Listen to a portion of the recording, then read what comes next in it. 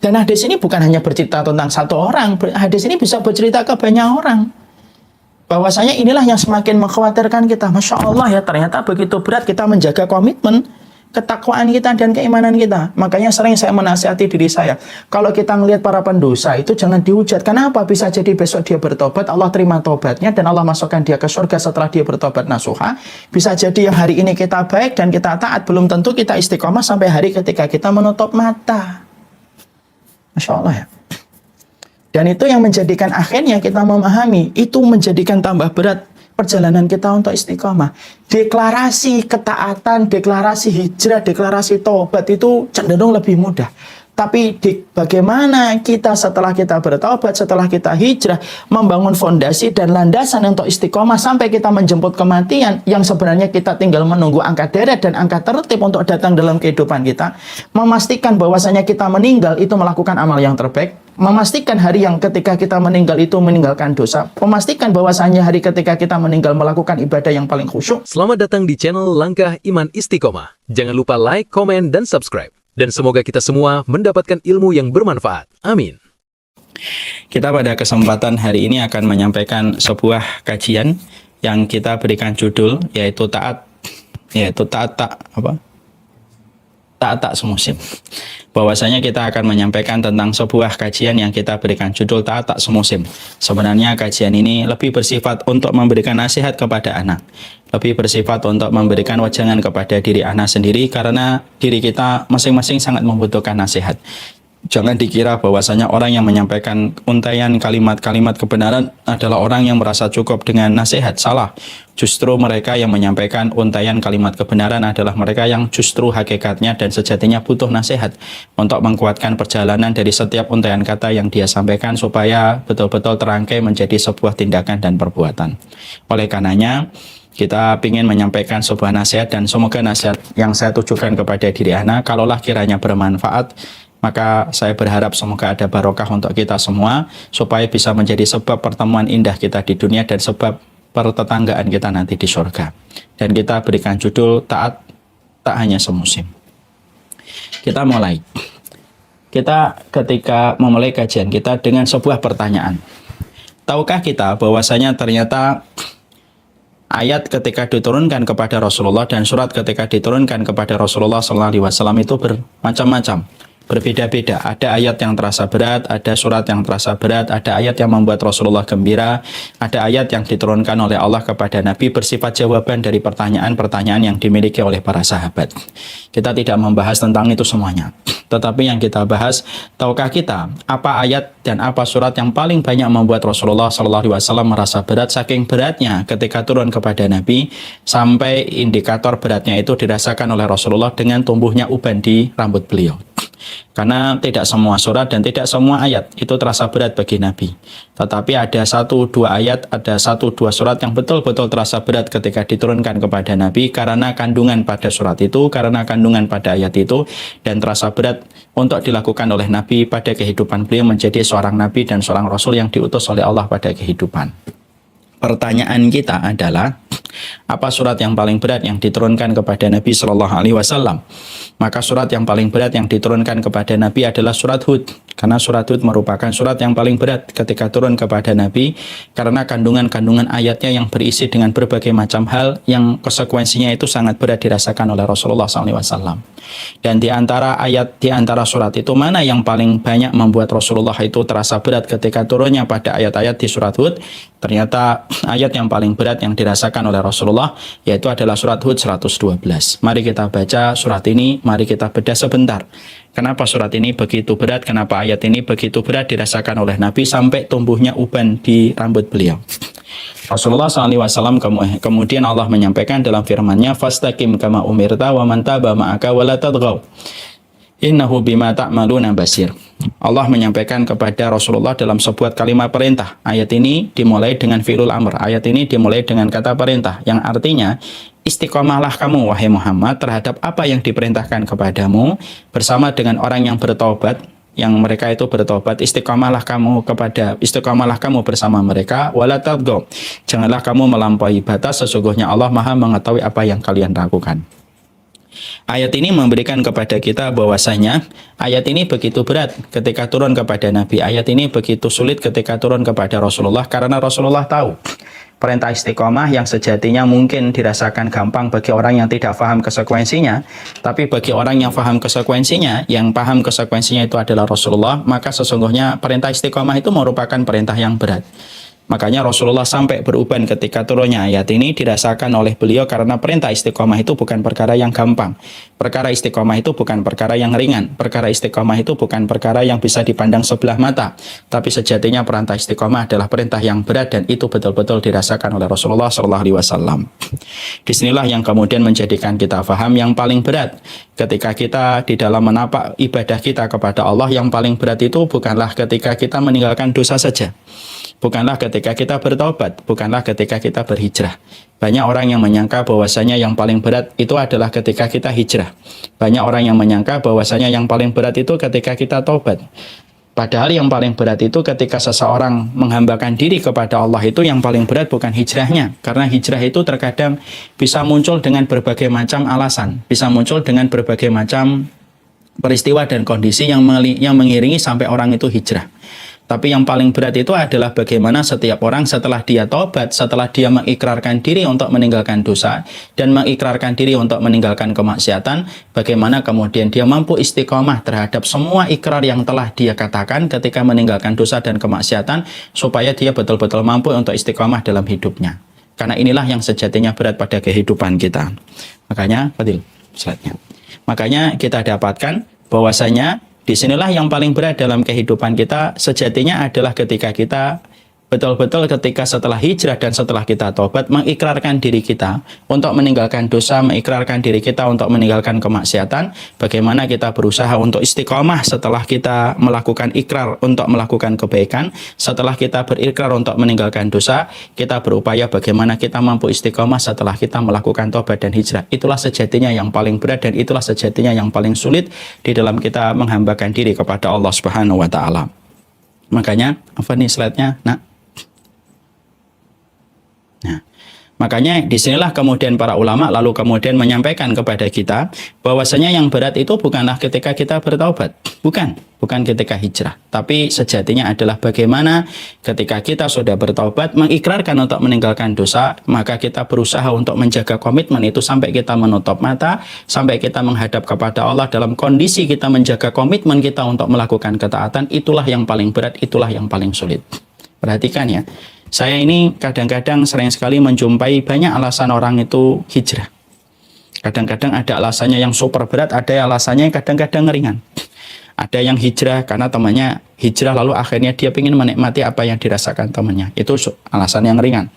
Ada alasan yang berat karena dia mungkin mendapatkan berbagai macam kerugian dalam dosa. Akhirnya dia hijrah ketika dia mendapatkan ketenangan pada hidupnya. Ada yang hijrah karena meninggalnya ibu. Ada yang hijrah karena meninggalnya bapak. Ada yang hijrah karena anaknya meninggal dunia. Terkadang alasannya bisa berat, alasannya kadang-kadang bisa ringan. Tapi alasan itu akhirnya menjadi sinyal kebaikan yang direspon oleh hati mereka supaya mereka mengikuti jalan hidayah. Tapi sejatinya ujiannya bukan terletak ketika kita mengambil komitmen untuk hijrah. Tapi sejatinya ujian itu terletak ketika kita sudah mengikrarkan bagaimana komitmen hidup kita meninggalkan dosa dan kemaksiatan, barulah satu persatu rintangan dan hambatan itu akan ditampilkan dan akan dihadapi bagi mereka yang hijrah. Justru bukan ketika dia hijrah, justru bukan ketika dia itu taubat, tapi justru rintangan dan justru hambatan itu dimulai ketika dia sudah mendeklarasikan hidupnya. Ketika dia mendeklarasikan hidupnya dengan kata hijrah dan taubat, pada saat itulah satu persatu ujian akan Allah turunkan untuk menguji apakah hijrahnya itu loyang ataukah hijrahnya sepenuh hati, apakah hijrahnya setengah hati ataukah hijrahnya itu sepenuh jiwa, apakah hijrahnya itu 12 karat ataukah 24 karat. Maka sejatinya itulah perjalanan iman baru dimulai ketika orang baru mendeklarasikan hidupnya dalam hijrah dan baru mendeklarasikan hidupnya di dalam taubat. Maka inilah yang menjadikan kita akhirnya paham, orang yang bertabur keimanan saja belum tentu menjadi jaminan mutu bahwasanya mereka itu akan berakhir hidupnya dengan kebaikan pula. Jadi kalau kita sering menyangka orang yang sudah bertabur iman akan menjadi garansi dan menjadi jaminan mutu dia itu akan berakhir dengan kebahagiaan iman, belum tentu. Berapa banyak panggung sejarah menampilkan kepada kita orang yang di awal kehidupannya bertabur iman tetapi ketika mati minus iman. Berapa banyak orang yang mereka itu bertabur keimanan, tetapi ketika menutup mata, dia dalam kondisi murtad dan meninggalkan agama Allah. Kisah-kisah itu Allah sampaikan kepada kita bukan untuk menakut-nakuti kita, tetapi kisah-kisah orang yang gagal dalam perjalanan dia dalam iman, sampai akhirnya dia minus iman ketika meninggal dunia, supaya menjadi pencerahan untuk kita, supaya menjadi petunjuk untuk kita. Bahwasanya hakikatnya ketika beriman itu kita harus paham, menjaga iman, menjaga komitmen ketaatan itu memang tidak satu musim, tapi kita akan melewati banyak musim. Menjaga komitmen ketaatan itu tidak hanya satu purnama, tapi kita akan melewati ratusan purnama. Menjaga komitmen ketaatan itu bukan hanya berlangsung 1 jam, tapi bisa ribuan jam ke depan yang harus kita hadapi sampai kita menutup mata. Kalaulah kemudian kita dalam hijrah itu hanyalah 1 musim, tidak perlu istiqomah.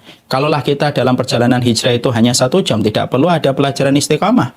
Kalaulah kita di dalam ketaatan itu hanyalah 1 purnama, kita tidak butuh pelajaran istiqomah. Tapi justru kita mendapati bahwasanya perjalanan kita dalam ketaatan itu bukan hanya 1 musim. Dan ternyata kita menjumpai dalam sejarah. Dalam sejarah kita menjumpai orang yang awal hidupnya itu bertabur dengan iman, belum tentu jaminan bahwasanya di akhir kehidupannya itu akan berakhir dengan keimanan. Karena apa? Beratnya menggenggam ketaatan dan deklarasi kebaikan setelah kita menghambakan diri kepada Allah itu bukan perkara yang mudah. Maka tahukah kita tentang seseorang yang bernama Bal'am bin Bawra? Sesungguhnya Bal'am bin Bawra ini merupakan orang yang patut untuk kita jadikan renungan. Kalau kita membuka surat Al-A'raf 175. Ini renungan untuk kita semuanya, terkhusus untuk diri saya. Sesungguhnya Bal'am bin Bawra kalau kita dapatkan di dalam tafsir, nanti dibuka surat Al-A'raf 175, maka di situ Allah itu memerintahkan kepada Nabi Muhammad untuk menceritakan orang yang asalnya diberikan ayat Allah sampai dia tergelincir dan mengikuti bisikan syaitan. Siapa orang yang Allah perintahkan kepada Nabi Muhammad untuk diceritakan kepada kita supaya menjadi pembelajaran untuk kita? Maka kalau kita membuka di dalam tafsir Imam Ibnu Katsir, orang itu bernama Bal'am bin Bawra. Siapa Bal'am bin Bawra? Bal'am bin Bawra itu bukan hanya ustadz biasa. Bal'am bin Bawra itu bukan hanya seorang muslim biasa.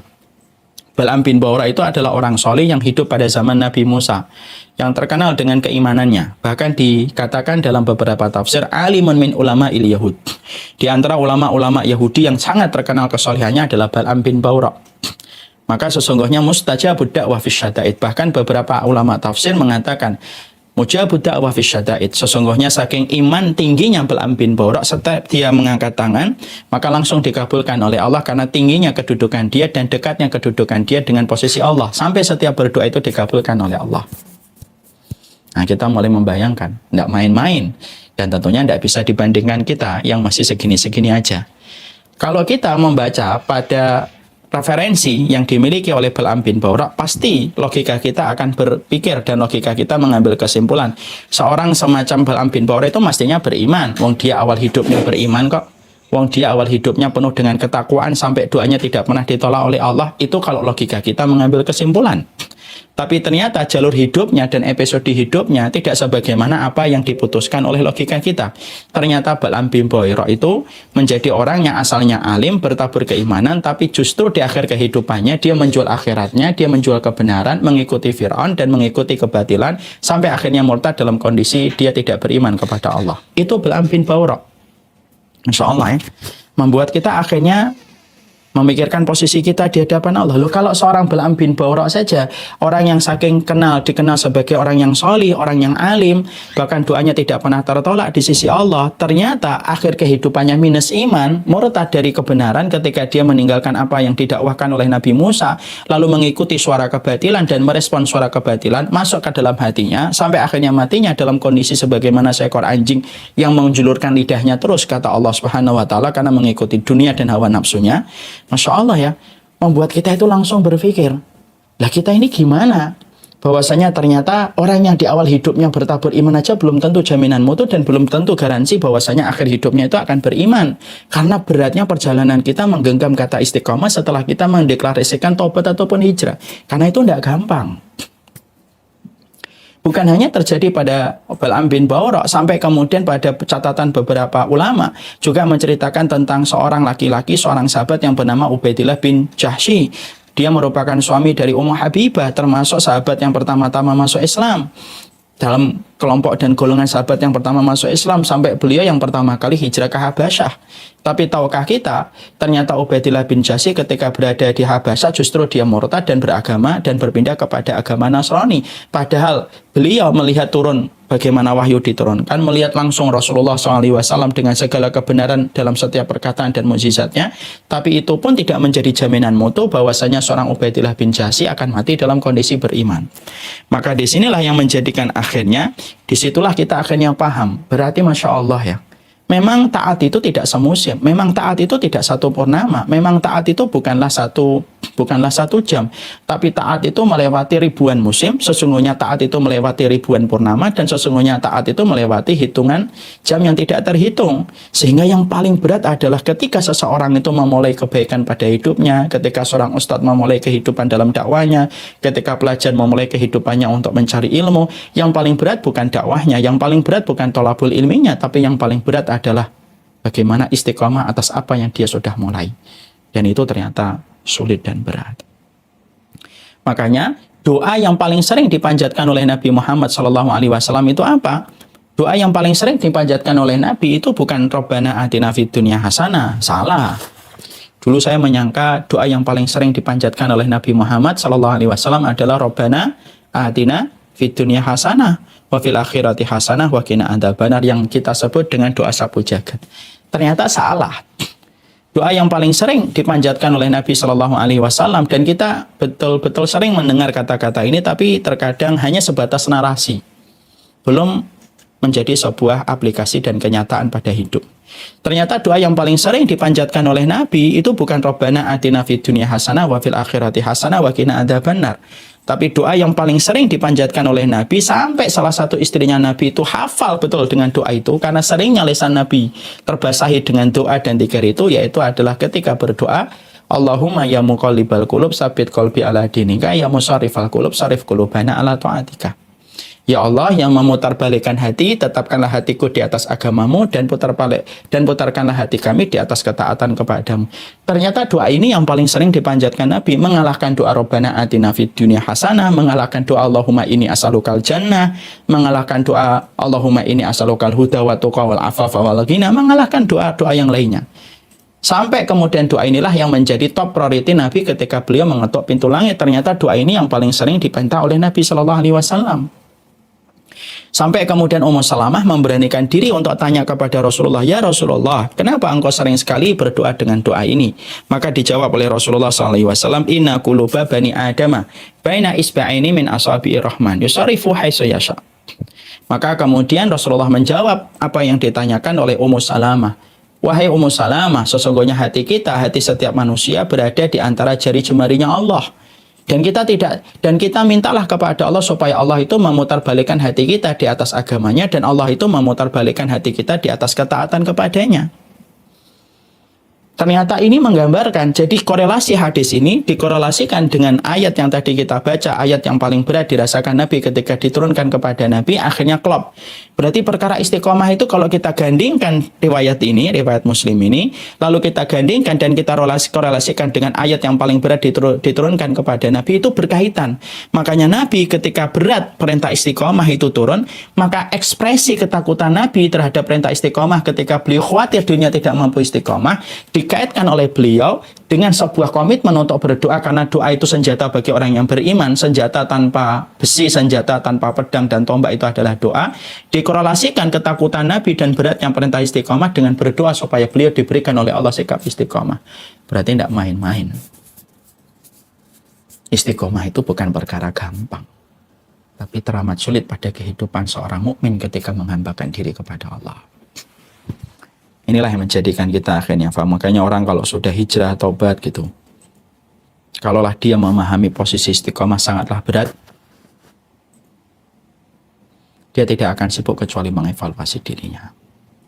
Ini ditambah lagi dengan sebuah hadis. Jadi beratnya tentang istiqomah, beratnya kita untuk meminta supaya dibolak-balikan hati kita di atas ketaatan, lalu kemudian menjadi lebih relate banget, menjadi lebih kuat banget relevansi koneksinya, menjadi lebih kuat hubungannya kalau kita kaitkan dengan sebuah hadis yang membuat kita harusnya berpikir, Karena hadis yang nanti kita akan sampaikan ini akan objeknya itu adalah kita semuanya. Dan kita tidak tahu apakah hadis ini akan mengenai kepada kita ataukah tidak. Tapi hadis ini harus kita kaji karena ada hubungannya dengan istiqomah supaya betul-betul kita memahami betapa beratnya istiqomah dalam kehidupan itu. Apa hadis yang kaitannya dengan itu, Ustaz? Perhatikan hadis ini. Rasulullah SAW kemudian menyampaikan pada hadis ini, yaitu adalah fa inna ahadakum la ya'malu bi amali ahlil jannati hatta ma yakuna bainahu wa bainahu illa dira'un fayasbiqu alaihi alkitab fayamalu bi amali ahli nari hatta yadkhuluha wa inna ahadakum la ya'malu bi amali ahli nari hatta yakuna bainahu wa bainaha illa dira'un fayasbiqu alaihi alkitab fayamalu bi amali ahlil jannati hatta yadkhuluha. Hadis ini kemudian membuat kita lalu berpikir keras gitu. Karena hadis ini objeknya bisa mengenai kepada kita semuanya. Apa hadisnya? Ketika Rasulullah SAW bersabda, ada loh di antara kalian manusia yang nanti akan mengerjakan amalan penduduk surga. Sampai-sampai antara dia dengan penduduk surga itu sangatlah dekat sekali. Antara dia dengan surga itu sangatlah dekat sekali. Seakan-akan tinggal sejengkal saja dia melakukan satu amalan sudah memasukkan dia ke surga. Tapi catatan takdir mendahului sampai dia melakukan amalan penduduk neraka, sampai dia akhirnya masuk ke dalam neraka ketika melakukan amalan penduduk neraka di akhir hidupnya.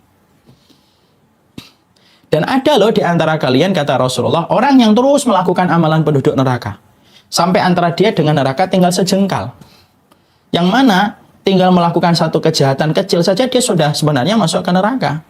Tapi kemudian catatan takdir mendahului sampai akhirnya dia melakukan amal kebaikan. Ketika melakukan amal kebaikan sampai akhirnya dia masuk surga. Ketika melakukan amalan penduduk surga di akhir hidupnya. Hadis ini objeknya itu kepada siapapun, ustadz atau enggak ustadz, guru atau enggak guru, murid atau enggak murid. Ini objeknya kepada kita semuanya, kepada saya, kepada kalian semua, seluruh komunitas kajian Hanami, kepada semuanya dari kita. Hadis ini berbicara bukan kepada orang lain. Hadis itu objeknya kita semuanya. Jadi kalau kita baca Quran, baca hadis, yang paling baik dan yang paling benar sikapnya adalah ayat ini, hadis ini bicara untuk saya. Itu yang paling baik. Bukan kalau mendapati sebuah ayat atau sebuah hadis lalu kita berkata, wah hadis ini cocok untuk dia. Enggak. Untuk kita, untuk saya juga. Hadis ini dikatakan, hadis ini mengatakan ada loh orang di antara kalian yang kemudian Masya Allah itu amalan surganya begitu memukau dan mempesona setiap orang, tapi di akhir kehidupannya melakukan amalan penduduk neraka, sampai akhirnya di akhir kehidupannya melakukan amalan penduduk neraka dan masuk ke neraka. Tapi ada juga sebaliknya orang-orang yang mereka melakukan amalan penduduk neraka sampai akhirnya antara dia dengan neraka tinggal sejengkal, lalu kemudian melakukan amalan penduduk surga di akhir kehidupannya sampai dia masuk surga. Coba. Hadis ini Masya Allah, ternyata kalau kita dapatkan di dalam kitab-kitab para ulama, referensinya, kita akan menjumpai para ulama banyak menceritakan tentang kisah-kisah orang yang tergelincir. Dan tergelincirnya bukan di awal kehidupan, tapi justru di akhir kehidupannya. Karena tergelincirnya manusia di awal kehidupan itu berbeda dengan tergelincirnya manusia di akhir kehidupan sebelum kematiannya. Salah satu kisah yang terkenal disampaikan oleh Imam Qurtubi di dalam kitabnya At-Tadhkirah. Dalam kitab At-Tadhkirah itu Imam Qurtubi lalu menyampaikan, lalu kemudian mengabarkan kepada kita tentang seseorang muadzin yang selalu adzan dan terkenal sebagai orang yang salih. Lalu kemudian ketika dia adzan, orang dulu ketika adzan itu naik ke tempat yang tinggi karena belum ada sound system. Naik ke tempat yang tinggi, menjumpai seorang wanita dari kejauhan, jatuh hati kepada wanita itu. Langsung mata hatinya cinta kepada perempuan itu, cinta yang buta. Maka selesai sholat, dia hampiri wanita itu, dia lamar wanita itu langsung untuk menjadi istrinya. Tetapi wanita itu menolak karena merasa tidak satu iman dengan wanita itu. Kamu muslim, kamu muadzin yang sering aku lihat di ketinggian. Bagaimana kamu melamar diriku? Saya seorang Nasraniyah.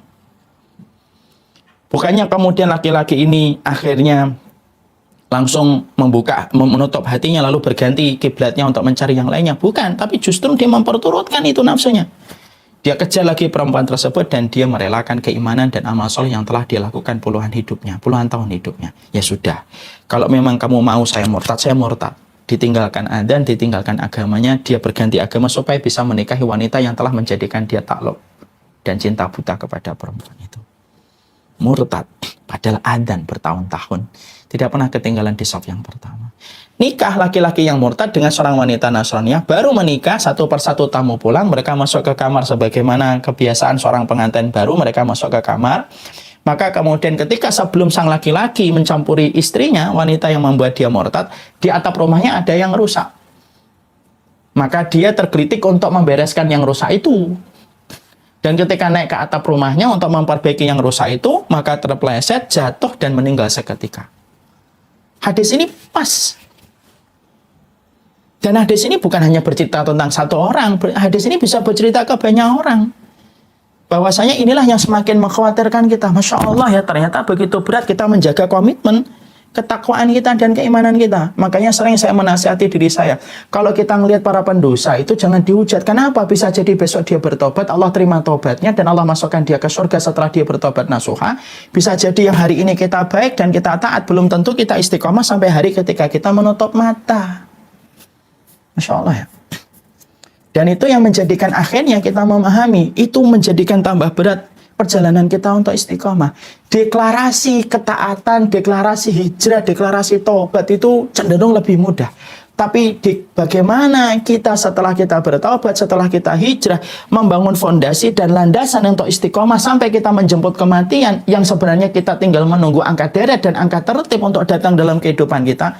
Memastikan bahwasanya kita meninggal itu melakukan amal yang terbaik. Memastikan hari yang ketika kita meninggal itu meninggalkan dosa. Memastikan bahwasanya hari ketika kita meninggal melakukan ibadah yang paling khusyuk.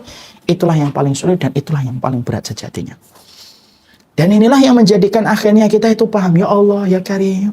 Pantas Nabi sampai beruban ketika turunnya surat Hud 112. Pantas kalaulah Rasulullah SAW itu doa yang paling sering dipanjatkan itu bukan Allahumma inni as'alukal jannah, bukan Allahumma inni as'alukal huda, bukanlah ketika beliau berdoa Rabbana atina fid dunya hasanah, bukan itu. Walaupun doa-doa itu sering dipanjatkan oleh Nabi, tapi tidak mengalahkan bagaimana seringnya Nabi untuk meminta kepada Allah setiap saatnya dan setiap waktunya untuk meminta Allahumma ya muqallibal qulub tsabbit qalbi ala dinika.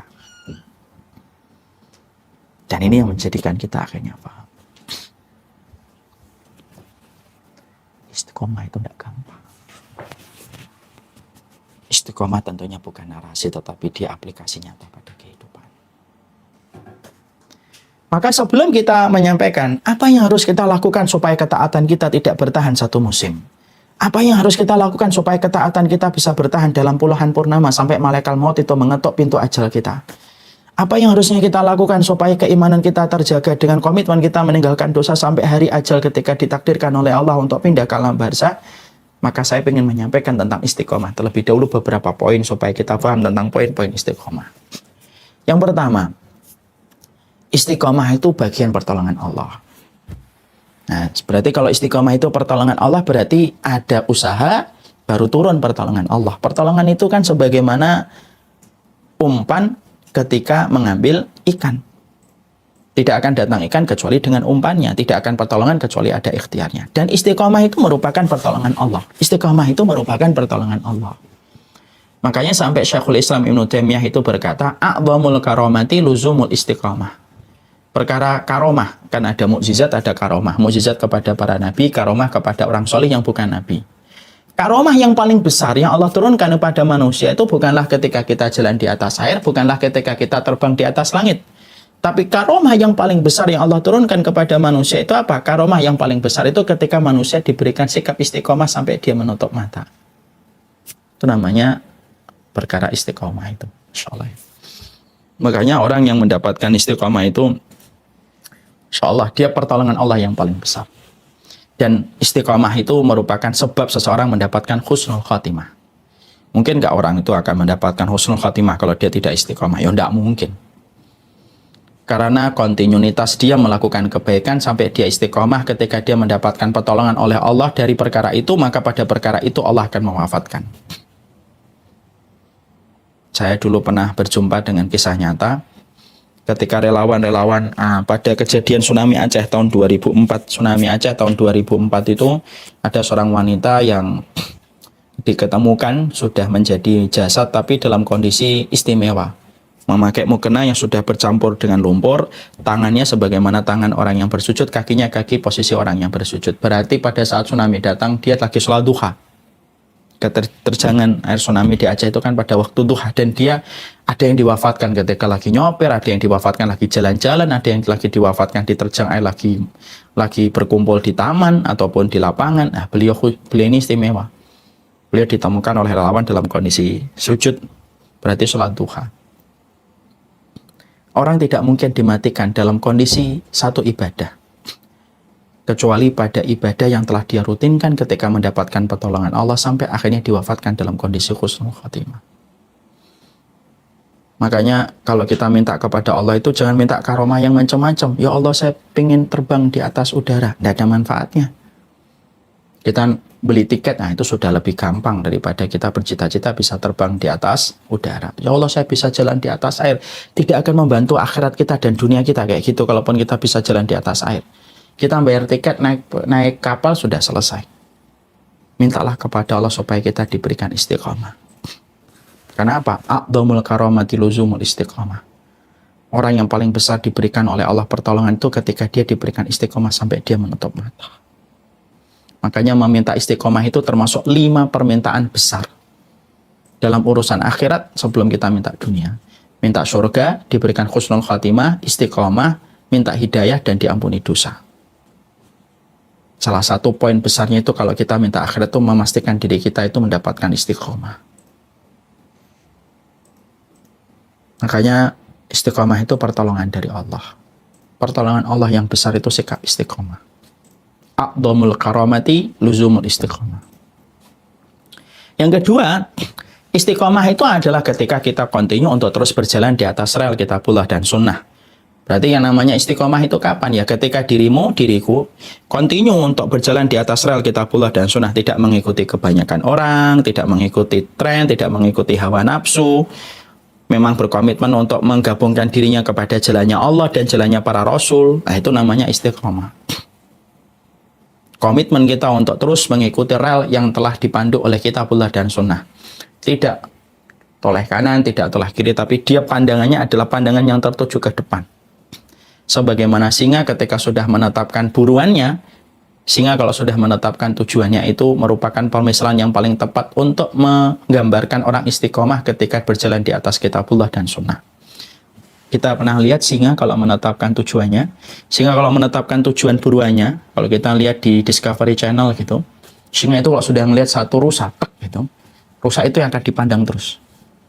Dia tidak tertarik dengan gerombolan rusa kanan kiri, enggak. Dia akan tuju rusa yang akan dia kejar. Dikejar terus. Dan pandangan itulah yang dimiliki oleh orang yang istiqomah. Dia tidak tertarik sama hawa nafsunya yang menarik-narik dia untuk kembali kepada dosa.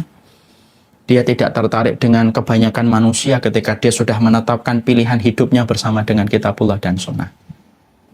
Orang istiqomah itu orang yang telah memilih pasangan hidupnya dengan Allah dan meninggalkan segala godaan yang lainnya. Sama dengan komitmen pernikahan. Menikah itu istiqomahnya kita dengan satu hati, yaitu suami kita, dan meninggalkan godaan yang lainnya. Itulah yang disebut istiqomah di dalam pernikahan. Nah, istiqomah itu pula di dalam agama. Yang ketiga, yang kita harus pahami tentang hakikat istiqomah itu apa? Istiqomah itu dekat dengan ujub dan sombong. Makanya harusnya orang yang sudah berjalan di atas kontinuitas dia beribadah kepada Allah, menjaga irisan istiqomah dari ujub dan sombong. Ini penting. Karena orang yang istiqomah ketika dia terus melakukan kebaikan, terkadang setan akan mengetuk hatinya dengan berbagai macam perasaan tinggi hati dan sombong. Perasaan tinggi hati dan sombong inilah yang akan menjadikan pertolongan Allah itu menguap. Dan akhirnya orang istiqomah akan jatuh kepada dosa ataupun jatuh kepada ujub dan sombong yang sejatinya sama-sama itu buruk.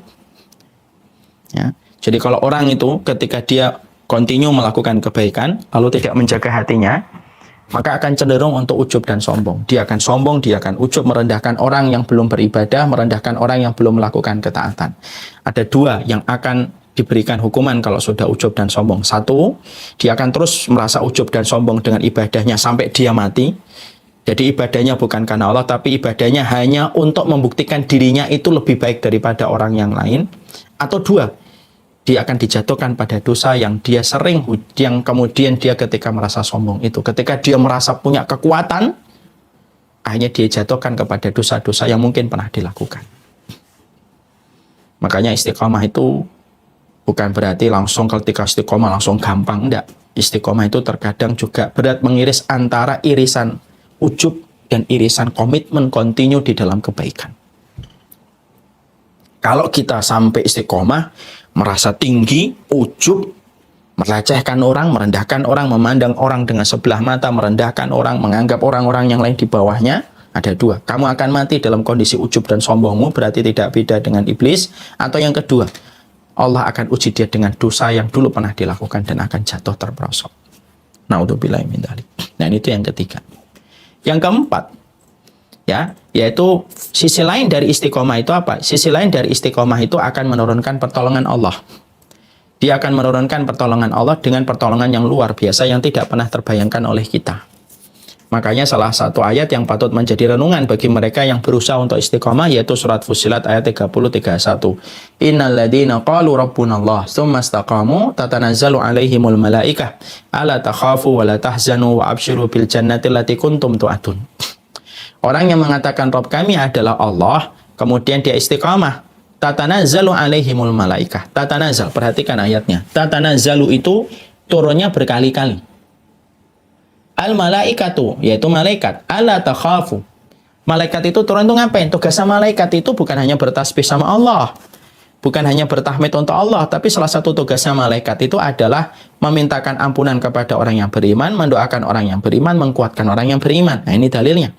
Lah, malaikat itu ngapain turun? Malaikat itu turun memberikan motivasi kepada hati orang yang istiqomah. Ala takhafu, apa yang kamu takutkan, wala tahzanu, apa yang kamu sedihkan, wa absyiru bil jannati allati kuntum tu'adun, bergembiralah dengan kabar surga yang telah dijanjikan oleh Allah. Makanya orang istiqomah, kalau prosesnya benar, istiqomah dia kontinu melakukan kebaikan, tanpa dia merasa ujub, tanpa dia merasa sombong, dan merasa dirinya terus kurang untuk terus memperbaiki dirinya dan menambah kualitas dirinya, maka pada saat itulah turun para malaikat, malaikat itu yang senantiasa memberikan motivasi. Nah, kita bisa bayangkan, diberikan motivasi oleh para malaikat itu sehebat apa?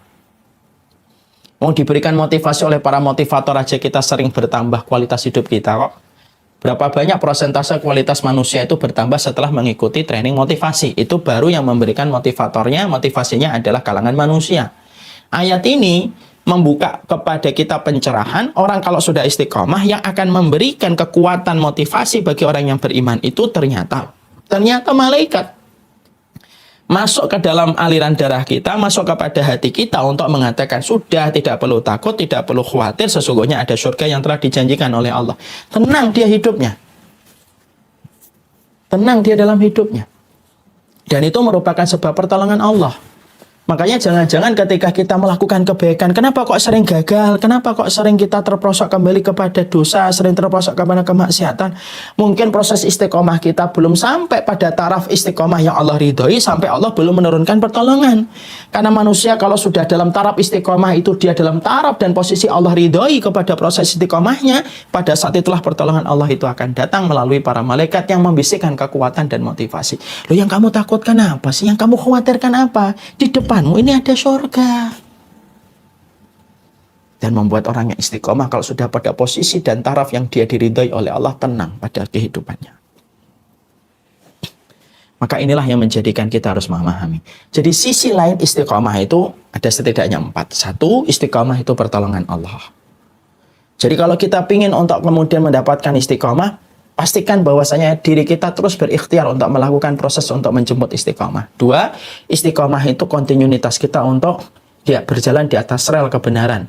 Yang ketiga, istiqomah itu terkadang irisannya dekat dengan ujub dan sombong kalau kita tidak berhati-hati menjaga proses istiqomah kita. Dan yang keempat, istiqomah kita kalau sudah dalam posisi yang diridhoi oleh Allah, pada saat itulah pertolongan datang, dan pertolongan datang itu bukan melalui harta, bukan melalui materi, tapi melalui para malaikat yang membisikkan kekuatan bagi orang beriman ketika menyisakan, ketika menyelesaikan sisa hidupnya dalam keridhaan Allah Subhanahu wa Ta'ala.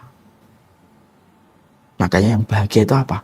Orang yang bertobat, melakukan kebaikan dan dimatikan dalam kebaikan itu. Dan itulah orang yang sejatinya beruntung ketika dia istiqomah. Ada nggak Ustadz orang yang baru sebentar meninggalkan dosa tapi matinya langsung dalam kondisi baik? Ada, tapi tidak semua orang bisa mendapatkan itu. Ada seorang sahabat namanya Usairim bin Abdil Ashhal. Baru saja masuk Islam, belum sholat, tapi ikut jihad, meninggal dunia, dan Rasulullah mengatakan dialah penduduk surga yang keningnya belum pernah dipakai untuk bersujud, tapi matinya masuk surga. Ada di antara manusia yang mereka itu hijrahnya panjang, taubatnya panjang, tapi disitulah kemudian ketika hijrahnya panjang, taubatnya panjang, disitulah nilai ujian Allah akan berikan kepadanya. Dan kalau dia lulus, tentunya derajatnya tidak sama dengan orang yang baru hijrah kemudian langsung masuk surga, karena setiap surga itu pasti ada kedudukan yang berbeda-beda sesuai dengan tingkat effort yang dulu pernah dilakukan pada konteks di dunia.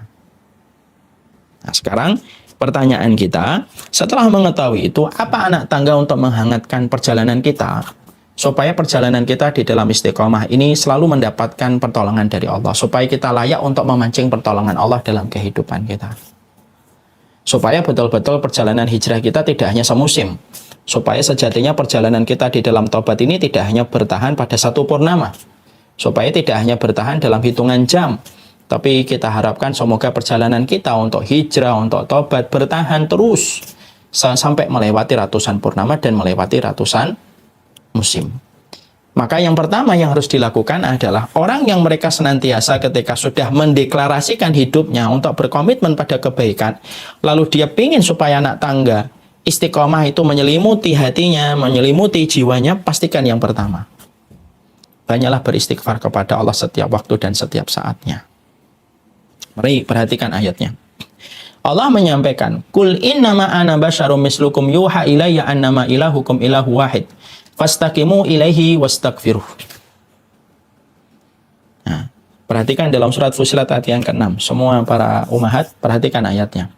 Katakanlah sesungguhnya aku hanyalah manusia biasa seperti kalian yang diwahyukan kepadaku bahwasanya tidak ada Rabb, bahwasanya Rabbku adalah Rabb yang Maha Esa.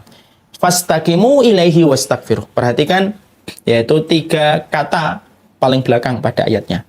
Fastaqimu ilaihi wastaghfiruh. 3. Allah menyampaikan ketika kita mengisahkan Allah dalam kehidupan kita, ada kalimat yang Allah perintahkan kepada kita, fastaqimu ilaihi wastaghfiruh. Istiqomahlah kamu untuk mengatakan beriman kepada Allah, istiqomahlah kamu untuk meninggalkan dosa karena Allah, istiqomahlah kamu melakukan kebaikan karena Allah, istiqomahlah kamu untuk menggantungkan hidupmu hanya kepada Allah dan tidak kepada yang lainnya. Fastaqimu ilaihi, istiqomahlah kalian kepadanya, wastaghfiruh, maka ditutup dengan kata beristighfarlah kepada Allah. Kenapa kata istiqomah lalu ditutup dengan wastaghfiruh? Karena istiqomah itu mendapatkan bahan bakarnya ketika kita rajin beristighfar kepada Allah setiap saat dan setiap waktunya. Ya. Makanya orang kalau hijrah, salah satu identitas orang yang hijrah dan taubat itu apa? Yaitu tidak sibuk menentukan posisi kita di hadapan orang yang hijrah yang lainnya, itu tidak perlu. Maaf ya, saya sampaikan untuk saya, untuk semuanya. Orang yang hijrah itu tidak perlu sibuk untuk menentukan posisinya itu di hadapan orang yang hijrah yang lainnya. Tidak perlu. Allah tidak menilai posisi. Biasa jadi ada orang yang di depan lebih buruk daripada yang di belakang, dan bisa jadi orang di belakang lebih mulia daripada orang yang di depan. Bukan itu pekerjaan orang yang taubat. Orang yang taubat itu ketika dia istiqomah, dia banyak untuk bertobat kepada Allah dan meminta ampunan kepada Allah. Artinya, istiqomah itu perlu dengan kekuatan kita untuk senantiasa beristighfar setiap waktunya dan setiap saatnya. Makanya kalau setiap dosa disesali, lalu memperbanyak istighfar setiap waktunya dan setiap saatnya, itulah yang akan menghilangkan karat-karat dosa dan maksiat yang menempel pada hati dan jiwanya. Dan ketika itu luruh, ketika dia banyak bertobat dan beristighfar kepada Allah, maka tidak ada lagi fantasi kenikmatan yang akan terfikir olehnya dari dosa yang pernah dia lakukan, karena karat dosanya sudah luruh dengan istighfar yang dia kerjakan. Kalau ada orang ketika dia ingin istiqomah, meninggalkan kemaksiatan, tetapi dia lalai untuk beristighfar kepada Allah, tidak optimal dia bertobat kepada Allah Subhanahu wa Ta'ala, maka dosa-dosanya masih menempel pada dinding-dinding jiwanya, dan dosa pada dinding-dinding jiwanya itu akan membuat fantasi kenikmatan. Ketika dia sedang turun iman, akan membuat kembali fantasi kenikmatan yang dulu pernah dia cicipi dan pernah dia dapatkan. Ketika dia melewati dosa, maka fantasi itu akan muncul kembali. Dan akhirnya dosa itu menjadi magnet untuk menarik dosa itu kembali dalam kehadiran dia, dalam kehidupan dia. Kenapa? Karena dosa yang lama tidak optimal dibersihkan dengan karat, dengan istighfarnya dia kepada Allah. Orang berkomitmen untuk meninggalkan zina. Ketika dia komitmen meninggalkan zina, dia tidak memperbanyak tobat, menyesali bagaimana zina itu, maka karat zinanya itu kemudian masih menempel pada dinding hatinya. Kalau imannya lagi kuat, mungkin tidak membahayakan. Tapi ketika imannya lagi turun, karat-karat yang ada menempel pada dinding hatinya ini yang akan membuat fantasi kenikmatan itu muncul kembali ketika bayangkan kenikmatan yang pernah dia rasakan dulu sesaat ketika berbuat maksiat, itu menguat kembali. Kalau imannya lagi turun, iman ini tidak bisa menjadi antitesa menghadang itu. Dan akhirnya luruhlah iman diterjang dengan gelombang kemaksiatan ketika dibuat dosa itu menjadi besar karena fantasi yang ditimbulkan dari kenikmatan dosa sesaat. Disitulah kita paham, kenapa istiqomah harus istighfar ya Ustaz? Duh, gimana kita bisa continue melakukan kebaikan? Kalau kemudian kita tidak pandai untuk membersihkan diri. Fungsinya istighfar itu untuk membersihkan diri kita dari dosa. Karena istighfar itu deterjen. Ketika kita mencuci baju, kita butuh deterjen. Dan deterjen itulah yang menghilangkan berbagai macam kotoran-kotoran. Kalau tasbih fungsinya sebagai pewangi. Istighfar itu fungsinya sebagai deterjen. Makanya orang kalau istighfar itu, kalau kemudian dia sudah betul-betul beristighfar kepada Allah, dia akan mengakui dosa-dosanya terus. Dan itu ketika luruh, nikmatnya dosa sudah tidak lagi dia rasakan. Makanya kan Rasulullah mengatakan, tidak akan pernah dirasakan nikmatnya iman sampai kamu membenci dosa sebagaimana kamu benci ketika dirimu dilemparkan ke dalam neraka.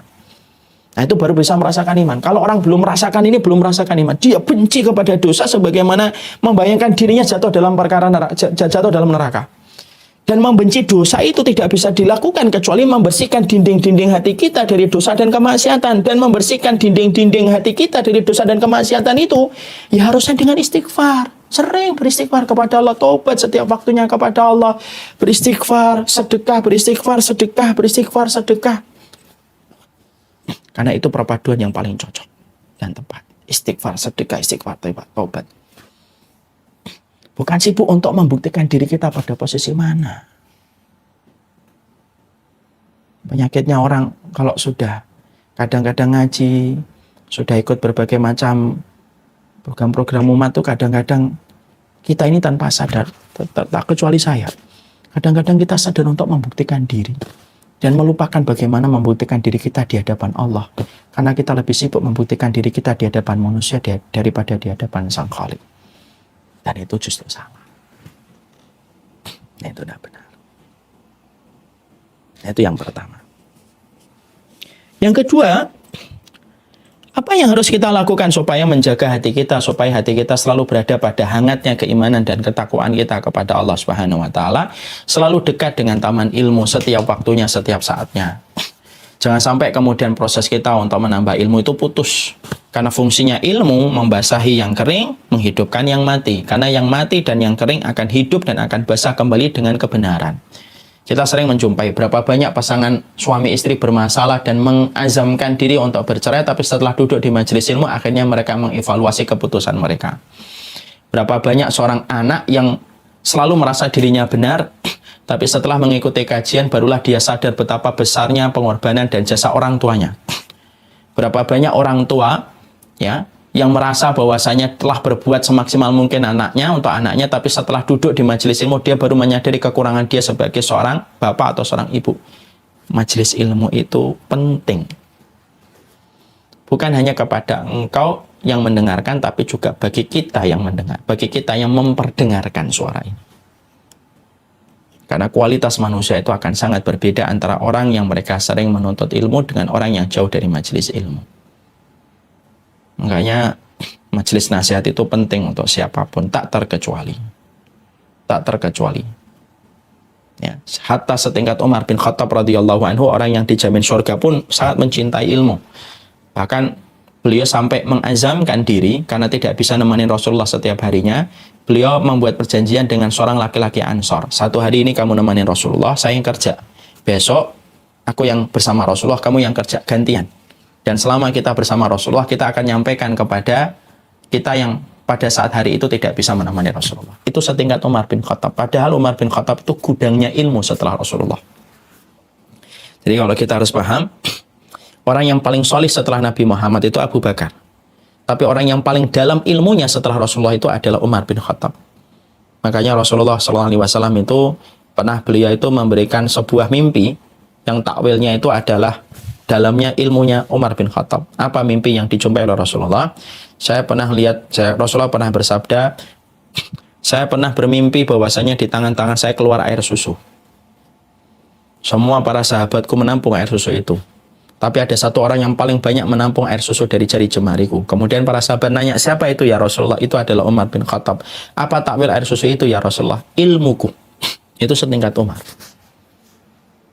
Siapapun tidak boleh lalai bahwasanya majelis nasihat itu dibutuhkan olehnya. Menjaga kualitas dirinya, menjaga keberkahan ilmunya dan amalnya. Yaitu adalah dengan dia dekat dengan majelis ilmu. Bahkan maaf, kadang-kadang ada satu tema yang kadang-kadang kita pelajari sama. Tapi tetap kalau bisa kita datang ke kajian, tetaplah datang. Kalaupun kau tidak menambah ilmumu, kamu akan mendapatkan barokahnya ilmu itu. Makanya berapa banyak orang yang duduk di majelis ilmu sadar. Di antara 1 jam, 2 sampai di antara 1 jam mungkin sang ustadz menyampaikan, mungkin ada 1-2 quote yang akhirnya menancap pada hatinya. Dan memberikan kontribusi sedikit demi sedikit perbaikan pada kualitas hidupnya. Itu yang kedua. Yang ketiga, berinteraksi dengan kalangan orang solihin dan solihat. Karena sejatinya pancaran hamba orang yang solih itu membersihkan karat dalam jiwa kita. Makanya bertemu dengan para solihin dan solihat itu tidak boleh hanya dalam forum majelis ilmu. Tapi harusnya kemudian kita bersua, bertamu kepada mereka, berjumpa dengan mereka, membaca bagaimana kehidupan sehari-hari mereka itu penting. Kadang-kadang kehidupan majelis ilmu di Jakarta ini, kadang-kadang hanya dipertemukan pada forum majelis ilmu, tapi tidak pernah dipertemukan dalam keseharian. Ini koreksi saya untuk semuanya, termasuk untuk saya sendiri. Padahal kita bertemu sama orang solih dan orang solihat itu, para solihin dan para solihat itu sejatinya bukan hanya di majelis ilmu, tapi juga harus bertandang, harus berkunjung, bukan hanya waktu lebaran.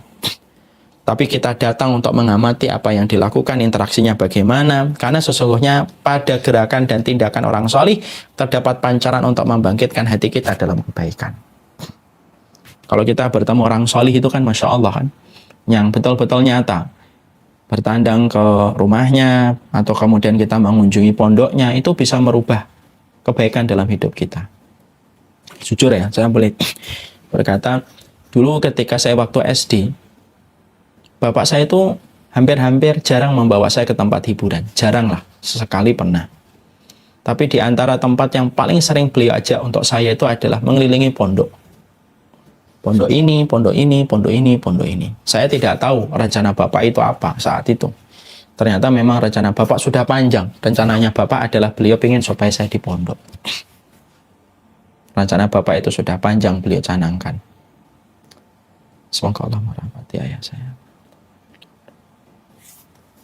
Maka kemudian ketika sering datang ke pondok, saya melihat para ustadz dan lain sebagainya, Masya Allah itu. Akhirnya ketika habis SMP, saya pernah berencana untuk tidak mau masuk ke pondok, tapi sekolah negeri biasa. Tapi entah gimana, saya akhirnya diajak bicara baik-baik dengan Bapak, dan akhirnya luruh kembali, dan akhirnya mau masuk pondok. Apa yang kita peroleh di situ adalah, orang solih itu memberikan pancaran hatinya, dan dia mampu untuk mengkuatkan kita di dalam kebaikan. Makanya orang solih itu mampu membaca titik lemahnya kita, yang tidak terbaca oleh diri kita sendiri ketika kita melihat diri kita sendiri. Seorang Mike Tyson aja perlu pelatih di amato untuk melihat titik lemahnya dia ketika bertanding di atas ring. Orang solih itu butuh orang lain yang solih juga, supaya orang solih itu mampu membaca titik lemahnya dia ketika berjalan menuju kepada Allah. Maka disinilah pentingnya berinteraksi dengan kalangan solihin dan solihat. Bukan hanya di majelis ilmu, tapi berkumpul, bertandang, ngobrol, itu merupakan salah satu penguat hati kita dan penguat jiwa kita dalam panjangnya perjalanan kita menuju kepada Allah Subhanahu wa Ta'ala. Yang keempat, yaitu adalah bagaimana ketika kita perjalanan kita untuk menghangatkan ketaatan kita kepada Allah Subhanahu wa Ta'ala. Yang keempat itu memastikan kita mengkonsumsi harta yang halal. Jangan pernah kita memasukkan satu harta kecuali kita memastikan harta itu halal. Sekalinya harta itu haram kita masukkan, maka seluruh syaraf ketaatan yang ada di dalam tubuh kita langsung padam, seiring dengan masuknya barang yang haram ke dalam tubuh kita. Makanya perhatikan surat Al-Mu'minun 51, ya ayyuhar rusulu kulu minat thayyibati wa'malu shalihaini bima ta'maluna alim. Wahai para rasul, makanlah yang baik dan beramal solihlah kalian. Kenapa di sini ada perintah dua, makan dan beramal solih? Apa hubungannya makan dengan amal soleh? Oh, hubungannya erat. Makanmu kalau bersih menghasilkan amal yang luar biasa. hartamu dan makananmu yang kotor menghasilkan buruknya amal kamu. Makanya para nabi itu dijaga oleh Allah dari harta yang haram, makanan yang haram. Karena sesungguhnya kalau mereka sudah makan yang haram, maka sesungguhnya tidak akan pernah mampu melahirkan amal soleh dalam hidupnya. Makanya memastikan harta yang halal itu penting dalam perjalanan kita istiqomah. Makanya kalau ada orang hijrah, tobat kok masih menggampangkan harta sampai dia ngambil yang haram, maka konsekuensi terdekat adalah susah untuk mengharapkan kualitas ibadahnya membaik ketika pemasukannya dari sesuatu yang tidak baik. Itu yang keempat. Yang kelima, yaitu adalah proses kita untuk hijrah kita supaya tak sesaat, supaya taat kita itu bertahan dalam puluhan purnama. Yang kelima, yaitu adalah banyak-banyak mengingat kematian. Banyaklah kita mengingat kematian, banyak melihat sakaratul maut. Orang ketika melihat saudaranya, ibunya, bapaknya sakaratul maut, pasti dia akan merasakan, Masya Allah, sakaratul maut itu. Sakaratul maut itu langsung menghidupkan hatinya. Akhirnya dia tahu bahwasanya persoalan sakaratul maut itu hanyalah masalah waktu. Hari ini bapak kita sakaratul maut, hari ini ibu kita sakaratul maut.